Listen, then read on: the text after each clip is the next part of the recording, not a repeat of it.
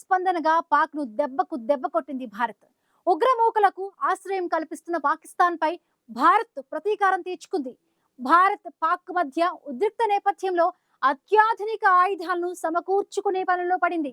అందులో భాగంగానే స్వదేశీ శక్తితో రూపొందించిన అత్యంత శక్తివంతమైన భార్గవాస్త్ర పరీక్షను విజయవంతంగా నిర్వహించింది.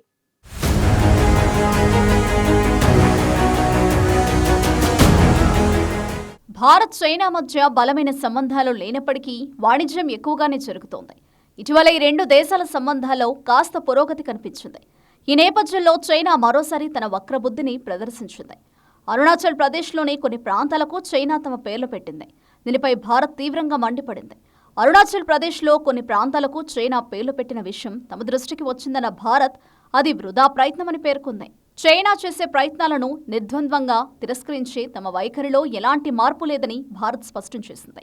అరుణాచల్ ప్రదేశ్లోని కొన్ని ప్రదేశాల పేర్లు మార్చడానికి చైనా వ్యర్థమైన పిచ్చి ప్రయత్నాలు చేస్తుందని తాము గమనించామన్న భారత విదేశాంగ మంత్రిత్వ శాఖ దీన్ని తీవ్రంగా ఖండిస్తున్నామని పేర్కొంది.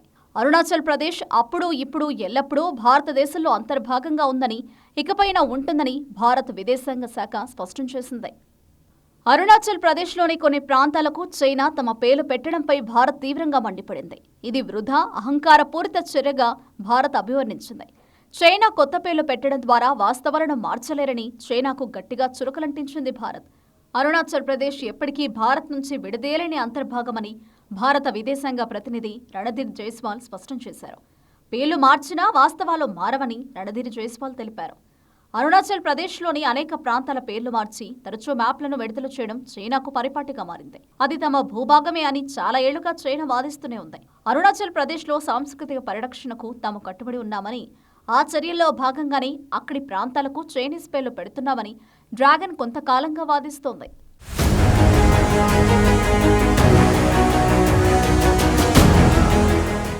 ఇప్పటికే అనేకసార్లు అరుణాచల్ ప్రదేశ్లోని పలు ప్రాంతాలకు చైనా పేర్లు పెట్టి జాబితాలను విడుదల చేసింది. అరుణాచల్ ప్రదేశ్లోని 6 ప్రాంతాలకు కొత్త పేర్లు పెడుతూ మొదటి జాబితాను 2017లో చైనా పౌర వ్యవహారాల శాఖ రిలీజ్ చేసింది. ఆ తర్వాత 2021లో 15, 2023లో 11 ప్రాంతాలకు కొత్త పేర్లు పెడుతూ మరో 2 లిస్టులను డ్రాగన్ విడుదల చేసింది. 2024లో కూడా అరుణాచల్ ప్రదేశ్లోని 30 ప్రదేశాలకు చైనా కొత్త పేర్లతో జాబితాను తీసుకొచ్చింది. అరుణాచల్లోని ఆ 30 ప్రాంతాలను కొత్త పేర్లతోనే పిలవాలని, చైనా సార్వభౌమాధికార హక్కులకు క్లెయిమ్ చేసుకునే ప్రదేశాల పేర్లను విదేశీ భాషలలో పిలవకూడదని చైనా ప్రకటించింది. ఆయా ప్రాంతాల పేర్లను విదేశీ భాషల నుండి చైనీస్లోకి అనువదించకూడదు అంటూ అప్పట్లో చైనా స్టేట్మెంట్ ఇవ్వగా భారత్ తోసిపుచ్చింది. ఇప్పుడు మరోసారి అలాంటి ప్రయత్నమే చేయగా నిరాధార వాదనలు అల్లెవేస్తే వాస్తవాలు మారవని భారత్ స్పష్టం చేసింది. అరుణాచల్ ప్రదేశ్లోని కొన్ని ప్రదేశాలకు చైనా కొత్త పేర్లు పెట్టడమే కాదు, తాజాగా వాటిని దక్షిణ టిబెట్లోని ప్రాంతాలుగా పేర్కొంది. ఈ నేపథ్యంలో చైనాకు భారత్ దిమ్మ తిరిగే కౌంటర్ ఇచ్చింది. అరుణాచల్ ప్రదేశ్కు చైనా పేర్లు పెట్టిన అంశంపై తప్పుడు ప్రచారం చేస్తున్నట్లు గుర్తించిన కేంద్రం గ్లోబల్ టైమ్స్ జిన్షువా ఎక్స్ ఖాతాలను విధుల్లో పెట్టింది. ఆపరేషన్ సింధూర్కు సంబంధించి తప్పుడు సమాచారాన్ని పోస్టు చేసినందుకు చర్యలు తీసుకున్నట్లు భారత్ తెలిపింది. ఇటీవలే బీజింగ్లోని భారత రాయబార కార్యాలయం గ్లోబల్ టైమ్స్ను హెచ్చరించినట్లు తెలిసింది. ఎక్స్లో పోస్టు చేసిన సమాచారాన్ని పునఃపరిశీలించుకోవాలని, తప్పుడు వార్తలు ప్రచారం చేసే ముందు వాస్తవాలను తెలుసుకోవాలని ఎక్స్ ద్వారా భారత్ హితవు పలికింది.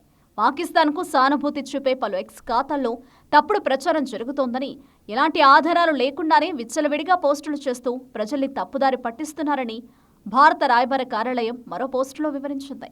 బాధ్యతాయుతమైన మీడియా సంస్థలు కూడా తప్పుడు సమాచారాన్ని ప్రచురించడం సరికాదని, అది జర్నలిస్టు విలువలను కాలరాయడమేనని పేర్కొంది. మరోవైపు ఇదే కారణాలతో చైనాకు చెందిన XH న్యూస్, తుర్కియోకు చెందిన TRT వరల్డ్ను కూడా విధుల్లో పెట్టింది.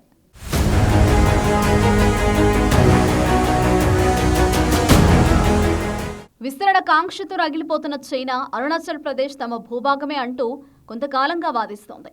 చైనా వాదనలను ఎప్పటికప్పుడు భారత్ తీవ్రంగా ఖండిస్తోంది. అరుణాచల్ ప్రదేశ్పై చైనా చేసిన అసంబంధమైన వాదనలు పూర్తిగా నిరాధారమైనవని భారత్ ఇప్పటికే పలుమార్లు స్పష్టం చేసింది. భారత్లో అరుణాచల్ ప్రదేశ్ విడదీయరాని భాగమని భారత్ ఎన్నోసార్లు తేల్చిచెప్పింది. భారత ప్రభుత్వ అభివృద్ధి కార్యక్రమాలు, మౌలిక సదుపాయాల ఫలాలను అరుణాచల్ ప్రజలు లబ్ధి పొందుతూనే ఉంటారని భారత్ పదే పదే స్పష్టం చేస్తోంది.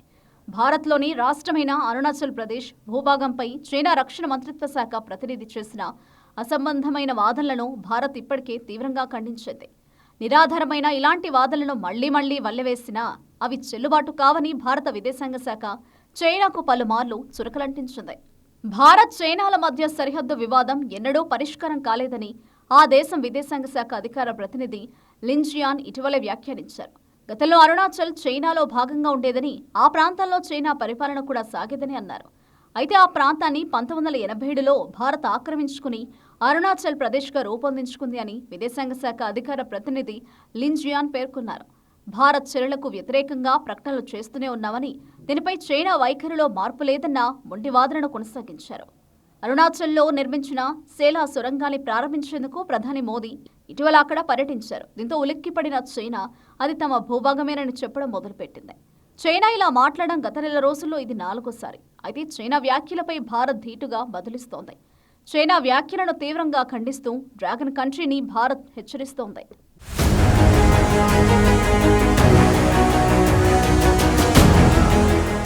పహల్గామ్ ఉగ్రదాడి అనంతరం ఉగ్రవాదంపై పోరును ముమ్మరం చేసిన భారత్ ఉగ్రవాదులతో పాటు వారికి ఆశ్రయం కల్పిస్తున్న పాక్ గుణపాఠం చెబుతోంది.